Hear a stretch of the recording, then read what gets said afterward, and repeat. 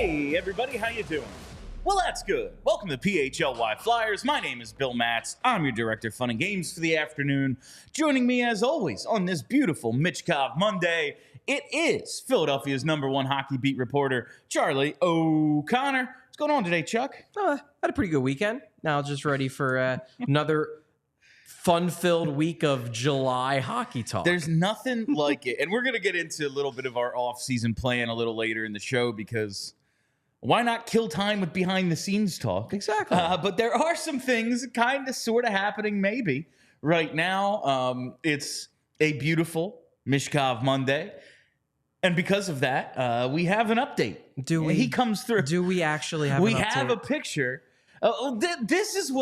This is and Hockey News Hub put it out, but it was on No, it's on his Instagram. Yeah, it was on Mishkov's Instagram story. I would like to believe that pretty much every Flyers fan that watches or listens to the show that also has an Instagram at this point follows him on Instagram. I follow like no one on Instagram, and I have now followed him the last couple of weeks because like I have to. I guess this is where we get all of our updates. But I initially saw it this morning on Hockey News Hub, and I was like, oh, okay. Because he did say the other day, whatever that interview happened, he's getting on a flight on the 20th. Now, today is the 22nd. But the thing that no one was like, well, like, do you mean tomorrow or a month from tomorrow? Or August, right? You know? And it's since been deleted, but like the follow up on the Hockey News Hub tweet was, I believe this is a flight to Dubai or something. And listen, he's about a month away from the rest of his career's beginning. He's got some disposable income. He's been a pro for a while. Yeah. He should probably be enjoying himself a bit. And if he's on a flight to Dubai, whatever it might be, good for him. I mean, my viewpoint is, look, the earlier he comes over, the better. Sure. In the end, because if he comes over, presumably that gives him more time to adjust to a new culture. It would give him more time to work at the facilities, work out in Voorhees, work out in the weight room, start building relationships with the trainers, start building relationships with some teammates like Joel Farabee and his whole crew. Like he can begin to make friends and get integrated, meet like Igor Zamula, who can kind of be the translator. And that would be a good thing. However, like it's not a requirement. I mean, the requirement basically is get here at the start of September because Torts sends out his letter that basically says you damn well better be here by the start of September. I know camp doesn't start until like September 20th, but if you ain't, I'm going to hold it against you. So you better not like get there on time. You got to get there 2-3 weeks early. It's the Tom Coughlin, like early is on time is late. If you're late, don't bother showing up. Exactly. Sort of thing. Yeah, that's Torts. Yeah. Shockingly enough. Yeah, but if Michkov is making an early trip here and is going to start settling down here a month early, like that's good news. I don't think it's necessary, but it would I think help his adjustment period. And if he can get here the sooner the better, in my view. That's the thing is like he still has a month or two before he actually needs to be here. But the transition isn't the same for everyone, as we're seeing with whatever the hell's going on with Alexei Kolosov. That's true, yeah. You're coming from an entirely different hemisphere, an entirely different part of the world, an entirely different culture. Now all of a sudden you're coming over to South Jersey, Philly, PA suburbs, wherever the fuck you're going to live. Like, it's going to be an adjustment of some kind. It absolutely will be, The sooner you throw yourself into it, the easier time you're going to have, maybe, especially he's going to be with the NHL club. Zamula is part of kind of that social dynamic with basically the young leaders of the team. Exactly. That would probably be a help. You hook him up with Fedotov as well, just some of the younger or Fedotov's one of the oldest guys on the team. But yeah, he's not young anymore. He's well above the average age of the team. But like he just got here too. You have a group of guys kind of going through the same thing. It could probably be helpful for him. But like you said, it doesn't need to happen anytime soon. Yeah. This is just like, obviously, we're just starved for content. The offseason hasn't exactly gone the way we'd hoped in terms of activity, like adding pieces or even subtracting pieces. Michkov getting on a plane possibly to come here, maybe to go on vacation, or literally anywhere in the world. Well, I guess it's not the biggest news, but it is like, maybe he is coming here. There's a couple things I want to talk about here. Number one, though, because you hinted at something I do want to discuss and debate, but the fact that he put something on his Instagram story being like, what's next? What's next? Like, come on. I mean, the idea that he doesn't know how crazy Flyers fans are and how obsessed they are with this, like, right? He is thriving. Like, he is relishing in the fact that, he's a 19-year-old who, like, an entire city, well, not even an entire city, but an entire small section of diehard fans, particularly of the online variety, is obsessed with his every move, and he is feeding them. Like, he is absolutely playing to that crowd. And, I mean, look, this kid knows he's hot shit. He does. And he knows that everything he puts on social media is going to be analyzed and hyperanalyzed by a subsection of the craziest and most hardcore fans that are online. And he's playing to them. And I have to say, I respect it. Like, I get a kick out of it. I think, like, it's also important to remember, like you said, he's 19. And with that goes with, like, generationally, yes, we look at it and we're far more online than, like, is probably healthy for us. But, like, we see the difference of, all right, but, outside of that section of the fan base, like, you go up to a random dude at Wawa and be like, hey, what did you think of Matvei Michkov's Instagram story? He's going to be like, get the fuck away from me, guy. Yeah. But, like, that very online, like, that's his generation. Yeah. He is an internet sensation without really doing anything. Yeah. Like, he posts a video. He's just really good at hockey. He posts a video. Yeah. Exactly. Yeah. But, like, he deadlifts one time and it's a 2-week conversation for us. He has to be reveling in that a little bit. But I do think, while it's funny, it bodes well because there's going to be a lot put on him and he doesn't seem to be shying away from that at all. And that's fair. He's going to need to perform well in the spotlight because at its best, this is a hockey town. It is. The town certainly can be. The town will very much support the team and be all about you and ride you hard when things aren't going all that well as well. And two, he's got the hopes of an entire fan base on him. Like, this organizational plan, if he's not a star and a big one, it fails. Well, I mean, I guess they could get lucky in some other way. If they make 10 other moves that all go according to plan, or and like Jet Lushenko becomes a superstar. Yeah, if Jet Lushenko's better than him, like, sure. Yeah. But chances are, most likely not. You need him to be a superstar for this thing to have a chance. He's the centerpiece of the Briere rebuild plan, which is why it's so essential that this works out, and which is why this year is going to be so, in terms of, the word I'm looking for is just like hyper analyze. Like, everyone is going to be trying to figure out, like, okay, does he click with Torts? Is there tension? Is he becoming friends with his teammates? Because it's so essential to whether this is going to work as to, like, how he does and how he does early. So that's why it's going to be such a big deal. But the conversation I want to have with you about all this, because today there's a back and forth I'm having with myself as to whether this is weird. Like because my first instinct about this Michkov stuff, and by whether this is weird, when I say this, I mean, like, the fact that people are obsessing over whether a flight from Russia to Dubai is then going to go from Dubai to the US, and then coming up with random flight plans that are possible, and all of this is on Twitter. My initial instinct is always, I love the fact that people are excited. That I love the fact that this is positive energy around the Flyers for once after years and years of only negative energy. And really, the bulk of the energy on Twitter is still negative energy because people are batshit. But this is positive energy, and I like positive energy because it's far less irritating than constant negative energy, in large part driven by people who are purposely trolling to create more negative energy because they find that funny.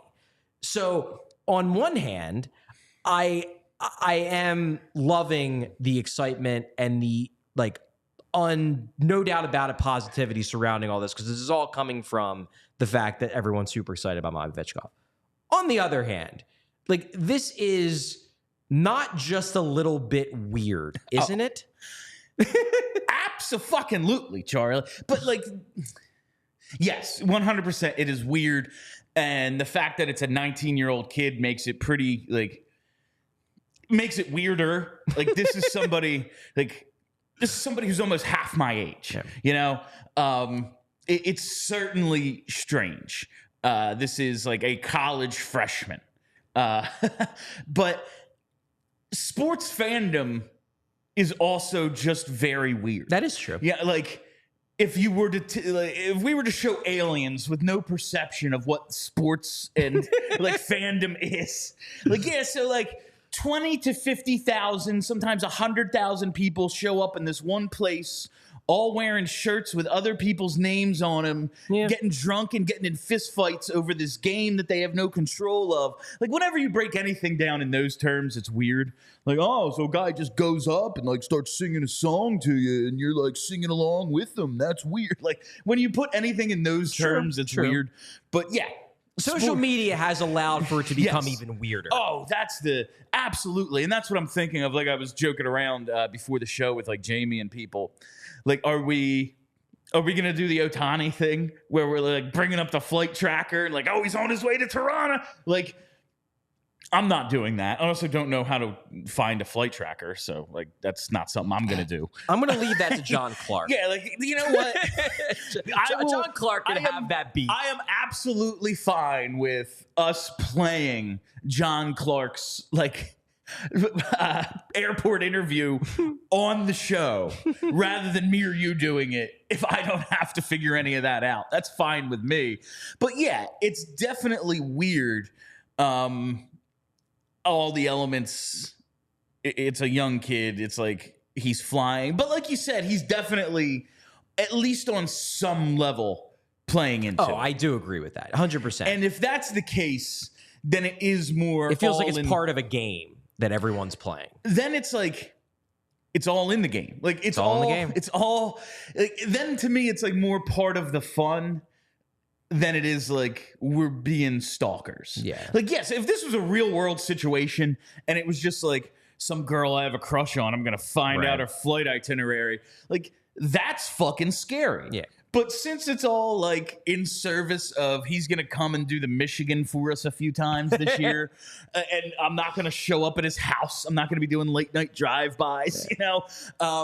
Don't do that. Yeah, please don't stalk this kid. Don't do that. Can we not do anything? Jesus Christ. But like, since it's probably not that, I guess the weird... It being weird, yes, but like on the funny side, it's all in good fun. It's part I think that's kind of where I'm at. It's certainly weird. It's odd. What I will say too is like, and this is just my personal opinion as a journalist, is like, I understand why it's a really big deal to fans as to when he actually gets to the United States. It's really like, it's not that big of a deal.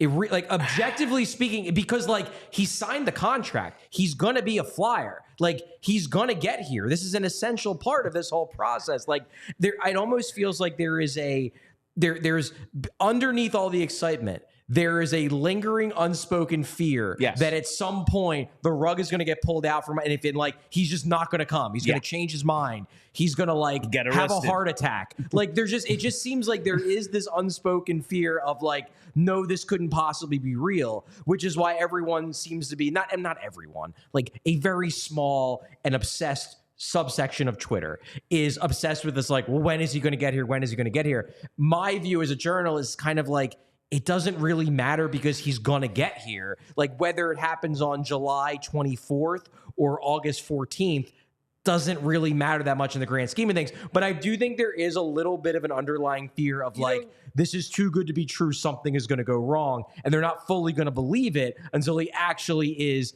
in Voorhees with a Flyers hat on in front of the media. Yeah. And then like closes on an apartment, like gets a car, like brings his family. No, I mean, I'd be lying to you if I said there wasn't a part of me that was just like crossing my fingers until he does arrive. And it is 100% scar from listen, man, Fedotov signed a contract. He was at the fucking airport. Well, he wasn't at the airport. They pulled him. Okay. They pulled him like out of the practice facility and threw him into a van, from my understanding. All right, wasn't quite at the airport. He didn't even make it that far. Like, I'm just like, he was on his way en route, whether like metaphorically or actually he en was route. Planning to come. He probably already had travel arrangements booked. It would not at all shock me. And then they were like, actually, you're in the armed forces now, you're kid. Going to an aircraft carrier. Like, you're Have in the fun, kid. Congratulations, you're in the army. And then Kolosov signed a contract, got loaned out. I was like, yeah, you'll come. He came. And now what? We don't know. Like, yeah, he's probably coming, we think. Maybe. Maybe not. Yeah, when Brett Flair is like, I don't know. Yeah. Oh, yeah, I do. Oh, yeah, he's totally coming. Nah, things are cool. Don't pay no attention to the man behind the curtain. His name is Putin. Like, I'd be lying to you if I said I wasn't the least bit concerned. Like, yes, I think it's probably all going to go well. But there are a number of things. Fedotov, Kolosov, the Flyers. All of these things. Like, our luck until it changes is bad. Mm-hmm. Fair. Like, nothing ever goes right. Unless they, like, even the smallest little things. Like, oh, they're making the playoffs unless they, like, lose 8 in a row. Well, they fucking lost. Well, so here's my question. I'm just saying, but here's my question, and maybe this is just it's special because it's the first time he's coming over. It's the first time people are going to get to see him on the ice and see him as a Flyer. But like every future trip that he takes in the summer from Russia back to the United States, like, is going to, in theory, be just as fraught. Yes. Like, he could, in theory, at any summer decide, I want to stay in Russia. Or any summer, Vladimir Putin could say, yeah, none of my players are going back. Sorry. Like, is this going to be a yearly thing? Is Michkov watch going to be a yearly thing that people are going to freak out about until he actually lands back on North American soil? Yes. Or is this a special one-time thing because we haven't seen him yet? I think it's... Well, like, there's going to be more people. Right now is different because it's just us. Like, it's these hardcore fans who are so invested. It'll be different, and it'll be like, oh, yeah, he came before, so he'll come again. But also way more people invested. And, like, we've seen it, man. Like, it was last summer in Minnesota. It was like, yeah, we're pretty sure. Yeah, they were definitely concerned about Kaprizov. We're pretty sure Kaprizov's on his way. We'll let you know when he gets here. Sure. But we don't know. And that's after a few years in the league. There's just so many outside factors. One, just might not want to come back. That happens. Yeah. Two, there's a whole lot of crazy shit going on in that part of the world. Sure is. We're terrified of that, and we don't really know exactly what is going to happen day to day. All of that, yeah, I do think... unless there are major changes politically, which doesn't seem like it could get worse. You know, who the fuck knows? Yeah, you never know. Change could be for the worst. Things could get worse. Like, we are going to have this some sort of, I don't know if it'll be like this, because right now is special. Yeah. Because, like, we got to fucking get him here. Like, we just got to see him. Yeah. He has to be on the ice. He's not yet real. Yeah, he's still, he is Mark Alt right now. Like, I know he exists, but I've never seen him. Yeah. And then we'll finally actually get to see him. Like, that will be different. Exactly. And, like, to be clear, I want to make it abundantly clear that I'm not scolding the fans. I love the excitement. I just think this is an interesting thing to talk about because, like, it is a little weird to be guessing about a flight path. It is a little weird. Now, I don't think that people, like, the fans are weird. Well, they are, but, like, in a good way. Yeah, but my point is like, I think it's worth talking about whether, like, what is going too far in terms of the excitement level surrounding him. Is it possible to go too far, or is it just like any positive energy is good things? I will take this level of weirdness over the batshit depression that we've had for the last 5 years or so. That's fair. Like, from COVID on, And like things leading up to that weren't great, but at least we got a nice up until March, nice little run. Yeah, like what? Had that 8 months. Had that nice little run. 8 but months. Like from Game 7 against the Isles until Michkov gets here, it's been basically doom and gloom. Yeah, true. And I will take anything over that. But I will agree with you on one thing, Charlie. Here is perfect lead-in. You're just great at this. Yes. I will say that maybe we could choose to chill. Just like a slight chill. But, you know, between 10% chill. Between work, social media, life, the world, it's no wonder we are more worked up than ever. Coors Light celebrates rising above and choosing a chill mindset. Why not turn a rained-out barbecue into a karaoke house party? Or after a tough loss, settle scores with an ice-cold peace offering. Make the choice to choose chill, then reach for a Coors Light. It's mountain cold refreshment. And listen, we've had plenty of opportunities following this hockey team to freak the hell out over the years. I know I have. You've a lot of you been listening to my post games. I need to make the decision to choose chill because that's not my mindset. I need to choose to be that way.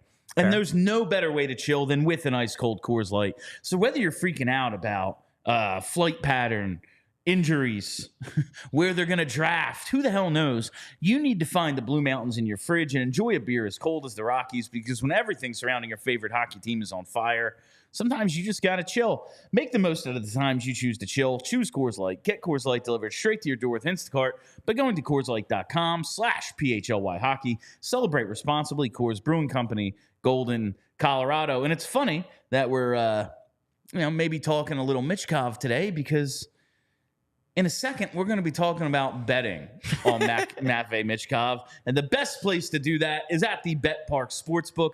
BetParks has your seat at the table with a live dealer for all your favorite classic casino games right on your phone. And right now, you can play live baccarat, roulette, blackjack, all with a live dealer, plus hundreds of exciting online slots. I'm proud to recommend BetParks. It's the only casino and sports betting app that I am going to recommend to you.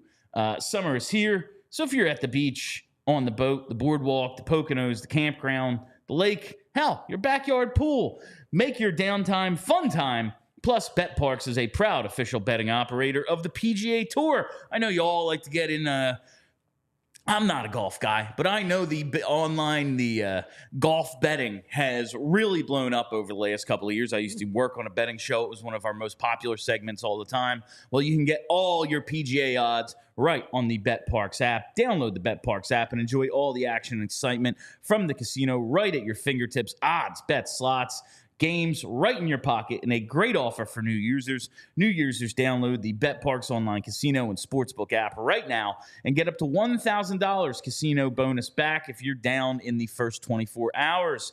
Casino bonus must be wagered. BetParks.com for more details. You must be 21 and in PA, New Jersey, Maryland, Ohio, or Michigan. Gambling problem? Call 1-800-GAMBLER. You love to play. You win. You bet.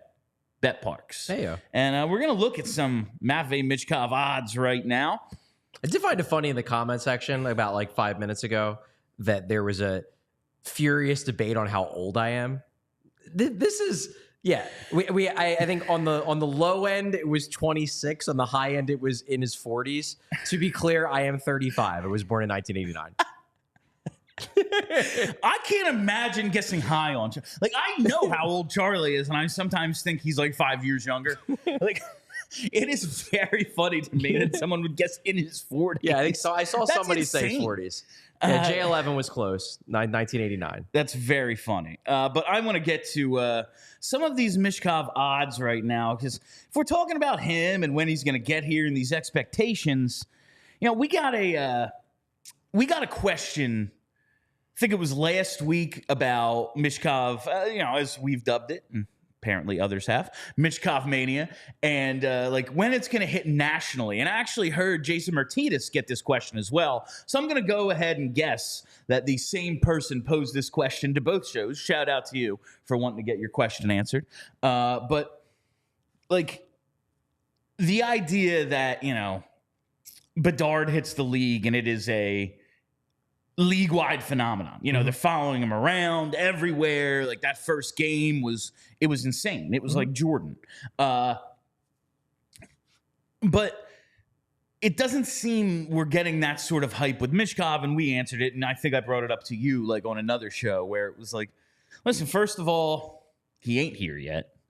2, there's always the Russian factor. It's like we love North Americans, you know, and where's hockey media based? Toronto. Yeah. Well, and it's also just the idea of Ontario boys always get the love. If Michkov scores 80 points and Celebrini scores 70, it's going to be, well, Celebrini's a center and Michkov doesn't play defense. Like, so there is that bias that's there, to be sure. Absolutely. But like, while the hype doesn't seem to be maybe where Flyers fans think it should be for a guy who, you know, by all accounts, if I always use this, like if his name was Jeff Carter, would have gone second last year. You know, and probably if he was drafted this year, second again, it's a definite possibility. Maybe first. I'd be intrigued. I truly don't know. Like, in my opinion, he deserved to go second 2 years ago from a talent standpoint. He was my number 2 prospect in that draft after Bedard, based on everything I watched and everything I researched. This past year, yeah, I would have put him behind Celebrini, I think.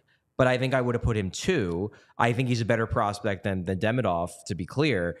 And I think Celebrini's a little bit better. But there were people who made the case that Demidov was at his level and that maybe he doesn't come with the same character concerns. Maybe he's a little bit bigger, things like that. So I don't think it would have been a foregone conclusion that, you know, that Michkov goes 2. He could have slipped to 4 or 5. I mean, Demidov slipped to 5. Yeah. So it's not definite. But if I was making my rankings in 2023, he would have been my number 2 prospect because he was. This year, he would have been my number 2 prospect. So I don't know where he'd been taken, but in terms of where I would have ranked him, yeah, I would have put him 2 both years. Well, despite there not seeming to be a ton of like maybe social media hype, TSN, Sportsnet hype, whatever, there is hype in the betting markets. Yeah, there is. Specifically for the Calder Trophy. Right now, you can find Matvei Michkov at 4-1 plus 400 to be the Calder Trophy winner. That is the favorite. He is, 50 cents better than Macklin Celebrini.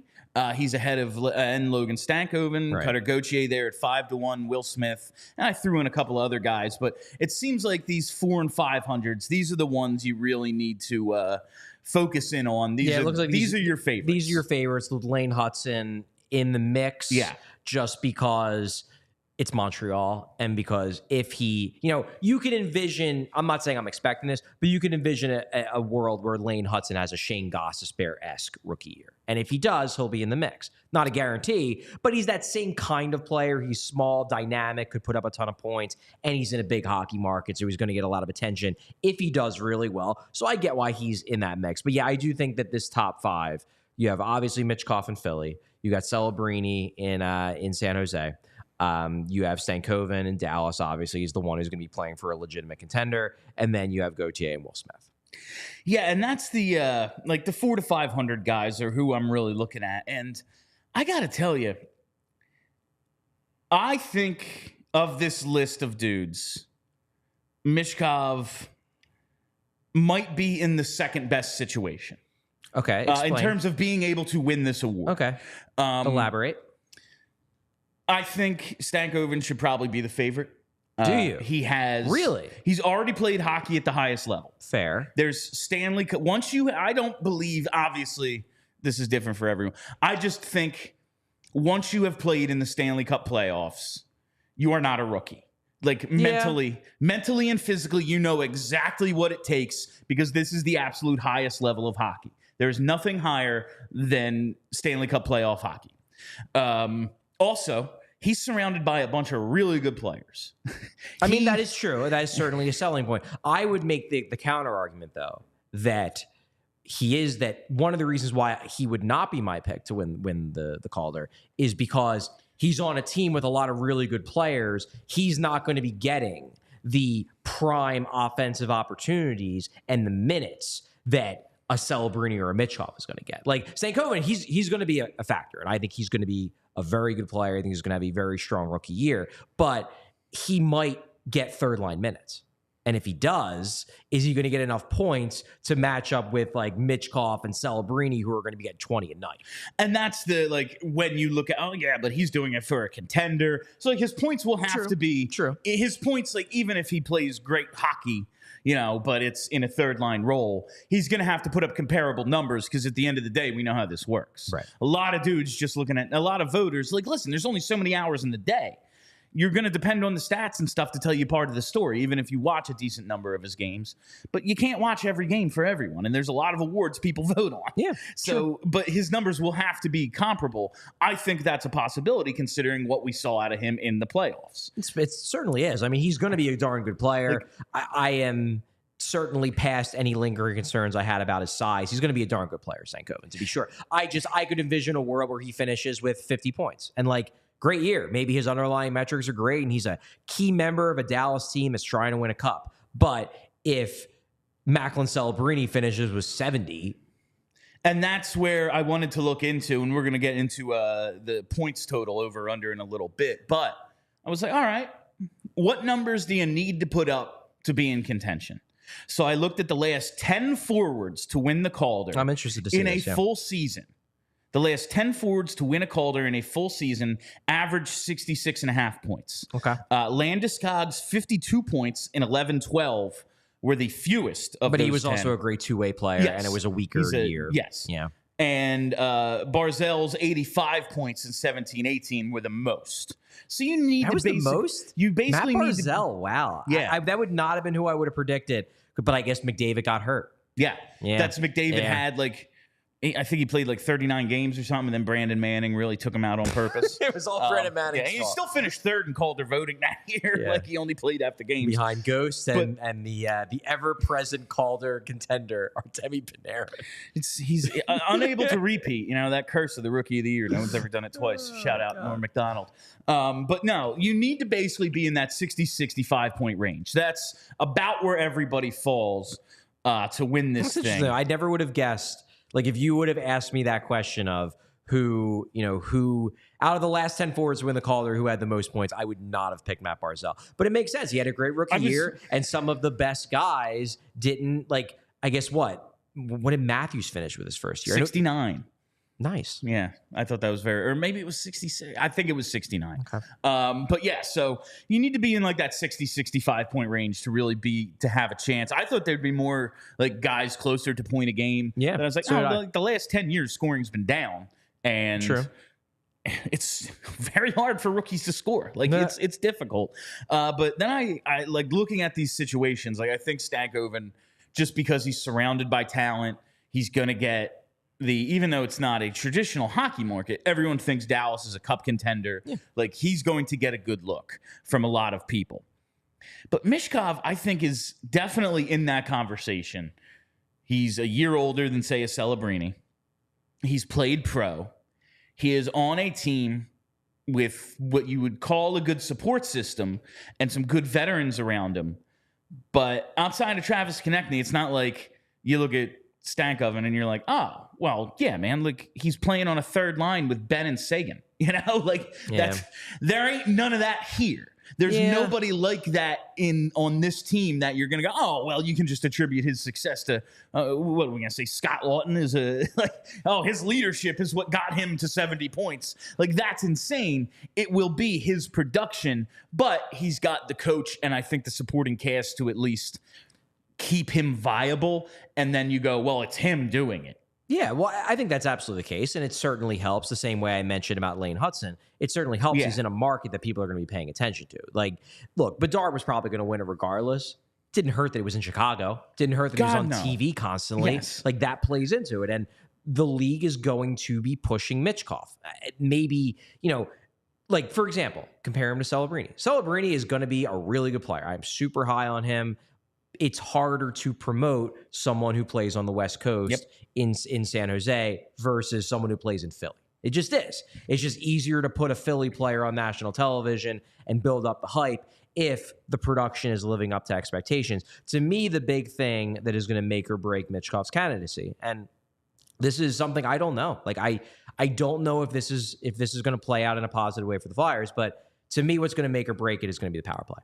Because I have very few concerns about Michkov's ability to be exciting at 5-on-5, given the fact, I mean, Torch straight up said it last year. They changed their system in part to maximize Matvei Michkov's skill set. And you have a bunch of guys on this team that, you know, while their overall points totals that they produced last year may not be eye-popping, you know, you have guys like Konechny and guys like Farabee, you know, guys that can score, guys like Frost even, who have shown they can score at a high level at even strength.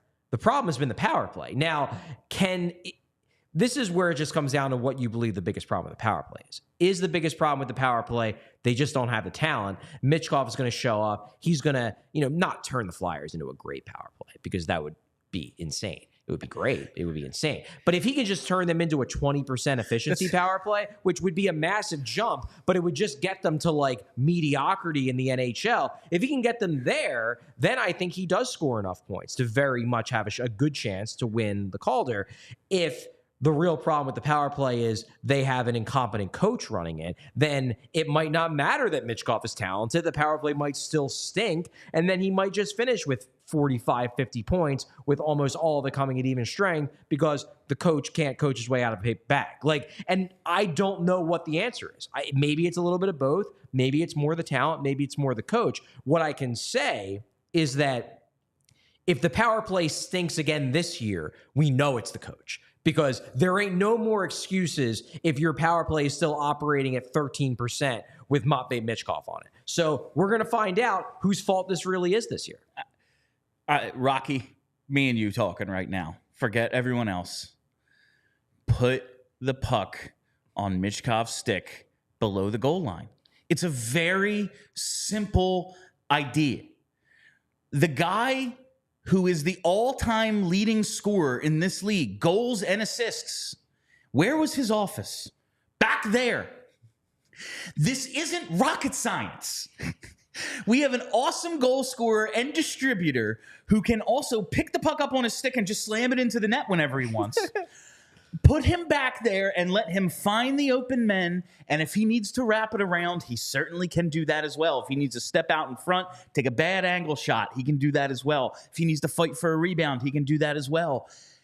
Make him the quarterback and put him below the goal line. I've really seen it happen before. Idea. You're really into this idea. Mark Recchi did it, goddammit. Why can't Matvei Michkov? I mean, look, I am definitely not opposed to the idea of setting up a power play from below the goal line. I actually think that the last time the Flyers power play was solid, because it would have been 2019, 2020, they have ran a lot of plays with Konechny being below the goal line. So I love that idea. I will say that no team really in the NHL these days completely runs their power play from below the goal line. And that's insane. It would take an exceptionally creative and like outside the box mind to decide to do that. I'm not sure if Rocky Thompson is that guy, because I mean, no one does it. Like everyone does the classic 1-3-1 with the main setup guy on one of the flanks, on one of the half walls, whether it's the right side or left side. Like that's just what everyone does. It's the path of least resistance. It's what these kids come up learning how to do through juniors, through college, whatever. It's just the base formation. So I'm fully expecting them to do that. I'm just saying, like, Bill, I love the enthusiasm. Just maybe don't get your hopes up that like they're definitely going to do it. I don't want to see Rocky Thompson fired. I want to see him succeed. And I am setting him up with the blueprint to succeed. I am by no means an X's and O's guy. If you want your hardcore tape analysis, it's this dude right over here. That's what he's best at. But all I know is the goalie is looking this way. If you go behind him, he has to turn all the way around to see you. And then guess what? He has no idea where everyone else is. And every goalie says that, you know, passes from below the goal line are really tough to stop on the eventual shot, because how do you track the puck? And then they have to immediately track, and it's harder. It's not impossible, it's just harder. Just a little bit harder. Why not make it harder? These goalies are all 6'4" with gigantic pads. The only way to beat them is to fool them. Try to fool them. And with a power play that's lucky to operate at 15%, What, are you going to get worse? That's fair. Well, there is no worse. There's no worse. You have to get... Bill, let's not challenge them here. It can always get worse. You have to get considerably better to be second worst. From where you've been the last I'm just saying, years. as someone who has covered this era of Flyers hockey, I never want to challenge them to get worse because they'll friggin' do. Understandable. Just to finish out the Calder Trophy conversation, Charlie, the other guys on this list, Celebrini, Gauthier, Will Smith, all really good talents who definitely have the scoring chops to challenge for the award. Surrounded, however, by other young players. What is the toughest thing? Consistency. Every coach will say, what does my young guy need to get better? Oh, he needs to just be more consistent. That is the biggest thing. That tells me many of these young players will go through slumps. And if 2 or 3 of these guys go through 2-3 week slumps, how are they going to put up the scoring numbers to compete? That's what I see. That's why I think Michkov is in one of the 2 best situations here to win this award. I think that, to me, the key here and what I go by when I'm looking to project Calder winners is the combination of opportunity and then just talent. So it's like, do I think this guy is really good? And do I think he's going to be the centerpiece of his team? Like, that's why I'm iffy on Stankoven. I love the talent. I'm not convinced he's going to be the centerpiece, that he might be more of a middle sixer rather than a top sixer. And if he's a middle sixer, is he going to put up the points necessary? Will Smith is a guy who I would probably write out of my list, not because I don't think he's good. I do. I really like the talent, but he's going to be on the same team as Celebrini. And Celebrini presumably is going to get more minutes, and he's going to get the prime scoring minutes that Smith will get some of it. Like Smith will probably be on the top power play unit, but he's probably going to be 2C to Celebrini's 1C, you would think, most likely, or maybe even 3C, depending upon what the deal is with Logan Couture. I think he's supposed to come back this year. He was injured, but I think he's supposed to be back. So depending upon that, like, he could be getting third line minutes. I find it difficult to bet Will Smith over Macklin Celebrini. If I'm going to pick a shark, I'm going to pick Celebrini. And then Gauthier is interesting. Like, I love the narrative of it coming down to Michkov versus Gauthier. I love that narrative, and I do think that Anaheim is going to score goals.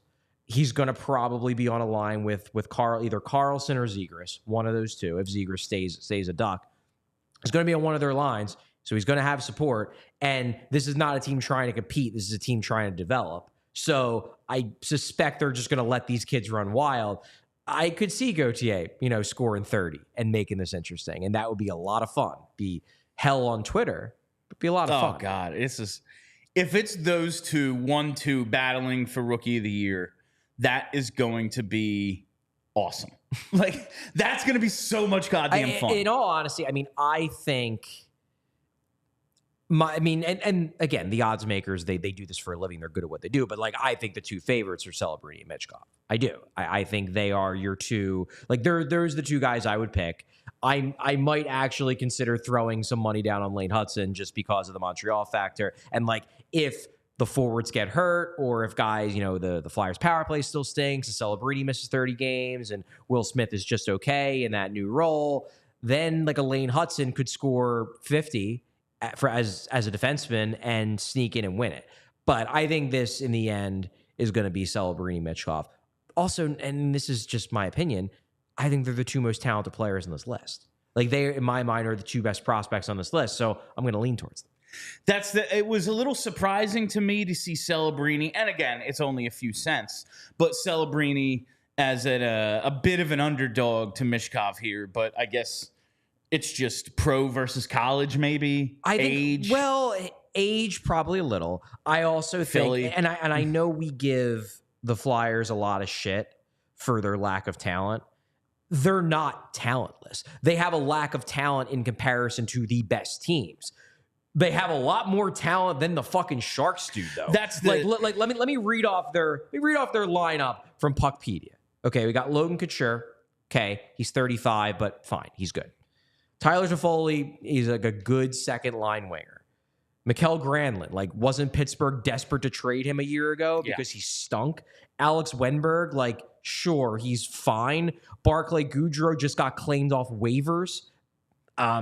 Luke Cunnin, Clint Costin, Nico Sturm, Carl Grundstrom, like some of these guys are creative players. Like he's not going to have a lot of support. They're going to have Will Smith because presumably he's going to make the team too.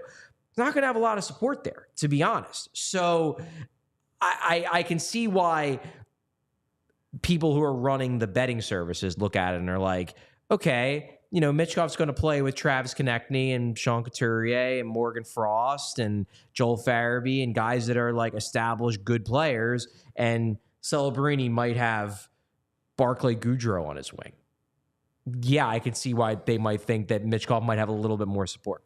Now, if you're maybe looking to make a bunch of these bets, you probably want to also be in a pretty sound financial situation, you know? And I got to tell you, as much as, the safest, smartest place to put my money is in a big bank. Obviously, that's the way to go. Not so fast, not so fast. You might want to consider a credit union like TrueMark Financial Credit Union. First thing you got to know is switching from the bank to the credit union is super easy. You can go to TrueMark.com/PHLY to figure it out, or just go to one of the dozens of local branches for TrueMark to be able to make the switch. It's real easy. I know we all have our bank account tied to this and that, and my direct deposit and everything. They make it super easy to make the switch for you. And why would you want to do it? Well, there's just a ton of benefits to going with a credit union like TrueMark. First of all, I've talked to you about the ownership structure, but banks, if you haven't heard before, well, they're for-profit institutions owned by shareholders, and their primary goal is generating profit for those shareholders. Whereas credit union like TrueMark, they are not-for-profit financial cooperatives owned by their members. So if you live or work in Bucks, Chester, Delaware, Montgomery, or Philadelphia County, you're eligible to join. And member benefits include great rates, lower fees, and personalized service. And who doesn't love personalized service like financial advice, with advisors on site to provide personalized financial planning and expertise to teach you all about goal setting and long-term financial security? Again, I've told you plenty of times, financially illiterate here. They have come through for me time and time again. TrueMark Financial is federally insured by the NCUA, is an equal opportunity lender. For more information, visit TrueMark.com/PHLY. And while we're here, let me give you little rundown about Rite Aid. That's right, Rite Aid. You know, I've been telling you about their pharmacy services, the refreshery with all the drinks they have. But today, I'm going to tell you about the LO Market. That's right, the LO Market is a line of exclusive Rite Aid products, including candy, snacks, and pantry items, all sold only at Rite Aid. You can get candy from classics like Peach Rings and Starlight Mints, to gummy butterflies and sour worms. Oh, I do love them sour worms. Plus nuts and trail mixes packed with vitamins, minerals, healthy fats, fiber, and protein, all that stuff. Oh, yeah, I'm going to snack on something mindless. Why not make it like kind of okay for you? And then the good stuff as well. Popcorn, there's buttery, there's sweet and salty, cheddar, sea salt, all sorts of different flavors for popcorn lovers. They have beef jerky, granola, and pantry staples like honey and seasoning. So if you got that snack attack, get LO Market delivered same day or buy online or pick up in store. Go to riteaid.com/shop to order. That's the Rite Aid LO Market. You can't go wrong. All right, so this is something I kind of found interesting, Charlie. Okay. Michkov, the favorite over Celebrini to win the Calder Trophy, the Rookie of the Year. And while lots of things go into it, like you mentioned, Landeskog, although he only had the 52 points, so that's the fewest of the last 10 forwards to win it in a full season. Great two-way player, you know, a leader, all that stuff. But at the end of the day, this comes down to production. You can't watch every game. Guys look at the points totals and go, oh, well, he scored more, he wins. Sure. Michkov over-under right now, 46.5 points. Now, it is juiced to the over. It's favored to go over, -140. Under is +110. Right. So if he goes under, you make a decent profit there. They're expecting him to score more than 47 points. That is the expectation. However, Celebrini is at 52.5, and it's -110 each way, which is basically just, we think it could go either way. It's basically even, but the book gets their juice no matter what. It's a little surprising, and I know you're not a big betting guy, so we're not going to turn this into just like a sports book conversation. I can try to keep up. But it's you understand math. Like, they expect Celebrini to hit 52 at least. Okay. They expect Michkov to go over 46.5, but, you know, his total is set below that.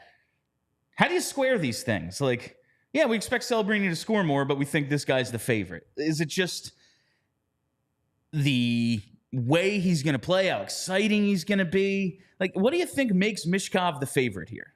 I mean, it's not that much of a favorite. They're pretty darn close. Yes, it's very close. It could potentially be, you know, possibly there's a theory that Michkov might be more have a higher propensity for injury. That maybe he will have a higher point per game rate, but won't score as many points. That could play into it a little bit. Maybe, and again, like I'm speaking from the perspective of someone who doesn't give a shit about sports gambling, but like maybe they just want more people to bet on the Michkov line because like we literally have people in our chat throwing out the call letters for Michkov's flight that we don't even know he's on. Like these sports books know that Flyers fans are going to bet an insane amount of money on anything with the words Matvei Michkov on it. Maybe they're just trying to facilitate as much money in the pot as possible here. That does make a ton of sense. Like make him the favorite because one, Flyers fans are going to bet him. Yeah. And two, it's like, oh, this guy's favorite over I know Celebrini. Yeah. Oh shit, I'm going to take the favorite. Like there is always so much of like the favorite betting, and then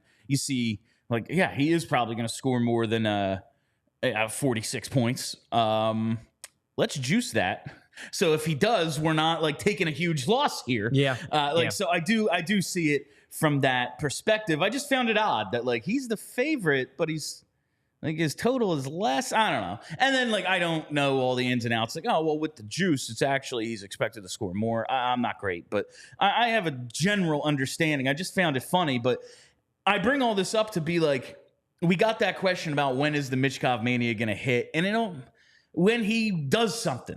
Like his first Michigan goal is Are you implying that Michkov mania hasn't already hit? Nationally. Oh, nationally. Okay. And while maybe it hasn't hit nationally, at least the sports books, like the one I used for these odds, in terms of regular season points totals, it's not like they have the entire league. That shit will hit everywhere, September. But for right now, in the middle of July, there's 5 dudes listed. Makar, Bedard, McDavid, Celebrini, and Matvei Michkov. It's hit the sports books. Like there is at least demand. Like someone is on the phone. Flyers fans are bonkers. There is someone on the phone with customer service going, I want to bet Matvei Michkov. What odds will you give me? Yeah. And they'll go, all right, shit, we'll list it and see how many people put it bet on there. Yeah, like that's how these things happen. Is people who like to bet these deep futures are like, I want to bet him. Yep. Give me some odds. Yep. And they go, all right, here you go. I guess we're giving the odds. Like, and something tells me they've got a lot of calls about Michkov, and they're like, well, fuck, he's the favorite then. I just think the excitement level is so high. And look, I'm not saying that Philadelphia is the largest, sports city in North America. It's obviously not, but it's up there. There are a lot of Flyers fans, a lot of Philadelphia fans, and a lot of Philadelphia fans scattered across the country. Yes. Like I know just from our Discord and just from interacting with listeners and viewers of the show that a lot of these people, like when I'll post like, hey, who's coming out to this game or this event or whatever, it's like, man, I wish I could, but I live in Calgary. And it's like, really? Yeah. But they do. Yeah. Or like I live in Kansas or something. Like people, Flyers fans and really Philadelphia fans in general, but Flyers fans specifically are nationwide. Like there is a lot of them. And I know a lot of them went into hibernation because the team's been embarrassing, but this is the first time that people are able to get excited about something. Of course, the sports books that are paid to figure this stuff out are realizing that there is a ton of excitement around Matvei Michkov, and they want to take advantage of it. Yeah, and I think the person who sent the question to us and Martitas about when this conversation is going to be more national, pretty sure he's in BC. Like, there's fans everywhere. Yeah, the Flyers they were at least until recently, kind of like almost Raiders-ish, where it's like, yeah, we have a hardcore following here, but think about the bullies, and like we're going to talk about something in a little bit. Slapshot, they played a brand of hockey that spoke to a lot of people. Yeah. Like Dan Carcillo knocked out his front teeth on the front of his bicycle so he could look like Bobby Clark. And like Dan Carcillo is a lot closer to our age than he is bullies' age. And the thing you have to remember too, and this is something that I do find very fascinating about the sports fan psyche, is that if you're a diehard fan of a team, like, and you really are all in, like you bleed orange, you're a diehard Flyers fan, and you don't live in Philly or near Philly, you are going to be even more willing to ride out the bad times as opposed to someone who's a diehard in the city. Because if you're diehard in the city, it's like, whatever. Like, I'll just follow the Phillies. They're better. Like, I'll put the Flyers in the back burner. Eagle season, when they get good, I'll go back on being full-on Flyers fans. If you're a Flyers fan in San Francisco, like, that's part of your identity. If you're a diehard, and like, who cares if they've been bad for 15 years? I'm a friggin' Flyers fan. My friends know me. Like, no, I'm not the Sharks fan. I'm not like, or I'm not the Niners fan. I'm the Eagles fan. And I'm going to deal with all the shit that I take for being an Eagles fan in enemy territory, because it's going to be all that much sweeter when they turn the tide and get good. Like, one thing I'll equate this to, and this is a conversation I had with it was an NHL employee. This was in, I want to say, like the early part of the 2010s. It was during the period when the Islanders really stunk, and their attendance numbers were in the toilet. It was, they didn't know what the stadium was going to be and whatnot. And I remember having a conversation, be like, why hasn't there been any talk like there was when Pittsburgh was in the toilet about moving the team or about contracting the team or whatever? Why don't I hear anything like that? And what he told me was, here's a big part of it. Yes, you look at the attendance numbers in wherever they're playing, whether it's Brooklyn or Nassau, whatever, and they're shit. Absolutely. Go ahead and look at their road attendance numbers. Their road attendance numbers are really, really good, because there were a lot of Islanders fans scattered across the country that whenever the Islanders would come into town, they'd all go. And all of the all of the home teams in other places would get a boost when the Islanders played, because they were a national fan base. Flyers, it's kind of the same thing, where like there's a lot of people that are across the country that are diehard Flyers fans that show up at Flyers games, not because they travel from Philly to Minnesota, but because they live in Minnesota and they never stop being a Flyers fan. And like, that's especially when you talk about like, the Sun Belt teams. Like, what are we? We're the Northeast, just like the Islanders. They had their run in the 80s where they were legit, they won 4 in a row. And they were bad for years, but the fans that they generated from those 80s teams, they stuck. And you also have the Snowbirds and everything. Like, a lot of people leave the Northeast and go to Arizona, to Dallas, like go to warmer places, and those fans are there. It's kind of the whole idea behind Slapshot. Before we talk about that for a second, I want to just thank all of our awesome diehards. We couldn't do the show without everyone. If you're not a diehard, go to allphly.com to sign up. Very much appreciate everyone out there. We could not run a PHLY or All City without our diehards, so thank you very much. All right. So it's the off season, if you haven't noticed, and sure is. We luckily were able to fill the first 58 minutes of this show with Michkov talk. We always can. It's always fill the time. Very simple for us to do this. I don't know how, but we do. But the rest of this off season, from now through like August, is going to be a bit of a slog in terms of content. And this is something I've wanted to do for years. And now that we have a daily show where I get to do whatever the hell I want, we're going to do some movie reviews, Chuck. Hey-o. And I want to start with Slapshot. Hockey-related. Hockey movie reviews. We're going to go through a bunch of hockey movies, one a week, talk about them, do some side content based on them. Now, my favorite one is Slapshot. Everyone knows this about me. I'm wearing a Syracuse Bulldog shirt right now, for instance. Ogie. Now, I want to know first and foremost, Chuck, what works best for you in terms of day to do this on? Because at first I was like, oh, we'll do it over the weekend, but like weekends for I know I don't want to spend them thinking about work. I would agree.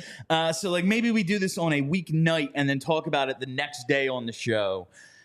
I like things that rhyme, alliteration, all that stuff. So Tuesday Reviews Day, I think works. What works for you, though, in terms of, like, what do you think the best day to watch the movie and then talk about it the next day? I could do Tuesdays. All right. Monday night, watch a movie. If it's one I haven't seen, watch it for the first time. If it's one I have seen, like Slapshot, just a refresh view to make sure I'm ready to chat. All right. So I think we're going to start this tomorrow then, because right now, Slapshot is available on Netflix. Okay. And I want to put it on and talk about it. Honestly, like if I just put on Slapshot, Ava's going to be like, again. I'm like, hon, it's for work. Yeah. I got to do this. It's research. I got to do this for work. So we are going to talk about this tomorrow. Kelly's going to join us. I've already told her that this is the plan, so she'll be in on it as well. So that's this week, and we'll talk about it tomorrow. In terms of other hockey movies, though, where do we want to go? Like, and I'm going to put it out to people. If there's one we don't talk about, we'll definitely consider it. But you mentioned Mystery Alaska before we started the show today. I did. That is one of the best, I think, underrated hockey movies. I definitely want to discuss. What else are you thinking here? Well, I mean, I think the Mighty Ducks are obvious. I mean, like we could do Miracle, but I mean, everyone's seen Miracle. We certainly could, though. I mean, Goon is the new Slapshot. It's obviously not at that level, but it's an entertaining movie. It's an excellent film, and it's for the next generation that wanted their Slapshot. Absolutely. It's funny right now. Goon 2, I think, is on Netflix. I've never seen Goon 2. Not as good. Okay, I did not watch Goon 2, but Goon 1 is good. It's great. I love that one. So we'll figure this out over the next couple of weeks. I want to do Youngblood because I've never seen it. Yeah, I've never seen Youngblood. Yeah, I know that's going to be. Maybe I saw it when I was young and just don't remember because I can't imagine like there was a hockey movie that I didn't rent at some point from like the library. But we'll see. If we do the Mighty Ducks, I will say I refuse to watch D3 ever again. All right. That's D3. They go to the prep school. That's 3, right? Yeah. D3 is when like they basically had Dave Haxtell as head coach.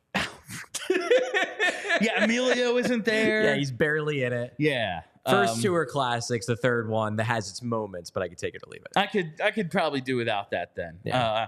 Do we watch the Ducks show? Two-way hockey, Conway. Do we watch the Ducks show? Between that and Shoresy, maybe. I don't know. So we'll work all this out. But tonight, watch Slapshot, and we are going to talk about it tomorrow. I'm trying to line up some good side content to go along with this one. That's in the works for me, but you'll see it when it drops if we're able to work that out. But tonight is Slapshot, and hit us up on Twitter with the other ones that you want us to watch and review in the coming weeks because we got days, man. 60 minutes a day, 5 days a week, and really it's like 65, 70 minutes a day. We're yet to have a show that doesn't pass 2 o'clock, I think. Exactly. So that's it. Do we have anything else we want to talk about today? Get to Super Chats. Oh, the Super Chats. Super Chats. She puts it up on the screen for me, and I still forget. But yes, let's get to the Super Chats. Start with our buddy Gary B. Happy Michkov Monday, everyone. Happy Michkov Monday to all who celebrate, Gary. Every day is Michkov Day. It is. Want it to be. No, it's... this is a never-ending. It's Groundhog's Day. Exactly. It's what it is. Exactly. We're all just trapped. It's Michkov Monday. We're all just trapped in the clock, like it's Michkov Monday. Like Bill Murray was again. Again. All right. Happy to you as well, Gary. From JH. Charlie, have you started taking Russian lessons? No, I'm not going to learn Russian. Sorry. I think that's a slippery slope. You start learning Russian, next thing you know, someone's knocking on your door. Sir, can you tell us why you're doing this? And it's like, I want to talk to a 19-year-old. I'm like, sir, now a whole other group of people are knocking on your door. Yeah. At least 19, it's fine. All right. JH, thank you for the question. And now Gary Peterson asks, hey, fellas, big fan, and this may have been addressed. If the trend is that NHL offices are trending towards big, beefy D-men, and Jones loves big, beefy D-men, why would they trade Risto? It's a reasonable question because it is no secret that Keith Jones loves Rasmus Ristolainen. Anybody that watched the many, many broadcasts he did of Flyers, Sabres games and how excited he would get when Ristolainen would do anything can attest to the fact that Keith Jones absolutely loves Rasmus Ristolainen. However, I think there is a consensus, and I think Jones even probably grudgingly agrees with this, that while Risto types are needed, Ristolainen specifically is overpaid for what he provides, and he's on the older side, so it's not like he's going to be a long-term piece, for the next 10 years because he's in his late 20s. I also think the big underlying reason why they are more willing to trade Ristolainen is because they think they have a younger, much cheaper Ristolainen coming in Hunter McDonald, who they absolutely love. I think that is low-key a big part of why they're open to trading Risto, because they think they have a much cheaper, younger Risto coming. I think you need Zadorov. I think you need Tanev. These guys are Risto's not that good. Yeah, he's not on there. I think it's Hunter McDonald and $5.1 million. Those are the reasons. Yeah. I don't think they're going to give him away. No, I don't think so either. I think they value him enough to be like, we're not going to Goss spare him. Yeah. We're not. Oh no, I would be shocked if they like added a pick to. We're not gonna waive him.